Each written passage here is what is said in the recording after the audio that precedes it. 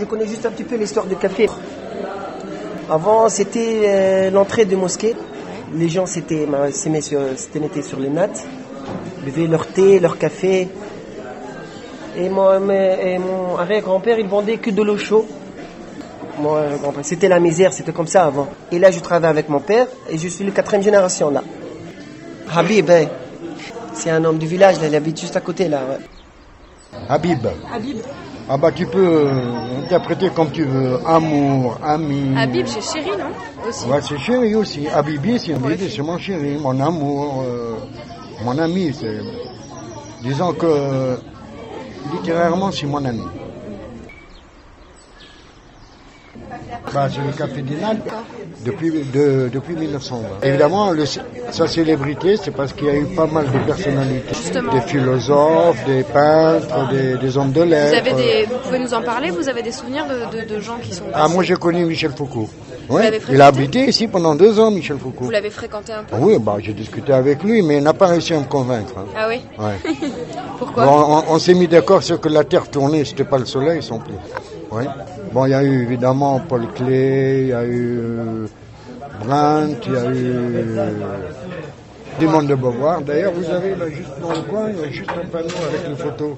Il y a eu Albert Camus qui est venu, André Gide qui habitait dans la ruelle, là-bas.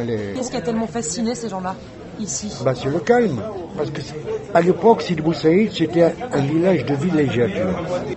Après, il y a eu la tradition, c'est que il y avait les gens, disons les classes moyennes, il y avait, avant qu'il y ait le port de Plaisance, c'était une rangée de baraques sur Pelotis au bord de mer. Mon arrière-grand-père, qui lui était le gardien du phare, et on l'appelait Toupi parce qu'à l'époque, il n'y avait pas d'électricité, donc il fallait un bonhomme pour faire tourner les loupes, et il y avait un foyer de braise, de feu et de flammes, et puis un bonhomme qui faisait tourner les loupes.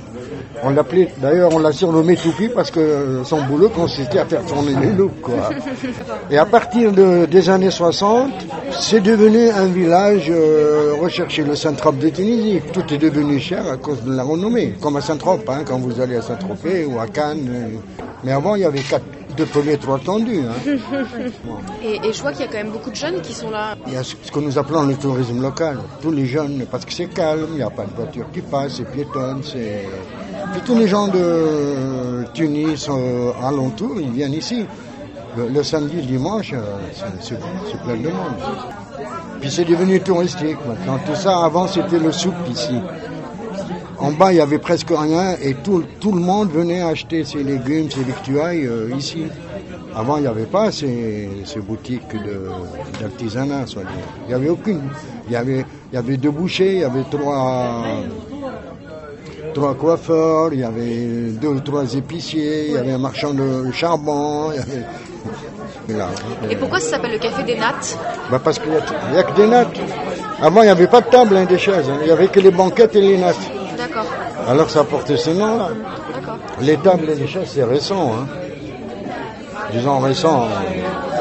Avant, moi je me rappelle, il y avait les chaises pliantes et les tables pliantes. Je sais pas, à barreaux, là, si vous vous souvenez. C'était mieux d'ailleurs que des trucs pas en plastique comme ça. Ça fait moderne. C'est classé, la ville, elle est classée à l'UNESCO. Oui, patrimoine. Ah, c'est-à-dire qu'on n'a pas le droit de modifier, hein, de changer, même à l'intérieur. Hein. Moi, je sais que quand on a voulu ouvrir une fenêtre, on a bataillé. Hein. Et le café, il s'est agrandi ou il a toujours eu cette taille-là? Non, rien n'a changé. Bon, avant, il n'y avait pas ce préau en bois. C'était des tentures, évidemment, mais on le voit sur les vieilles photos, là, d'ailleurs.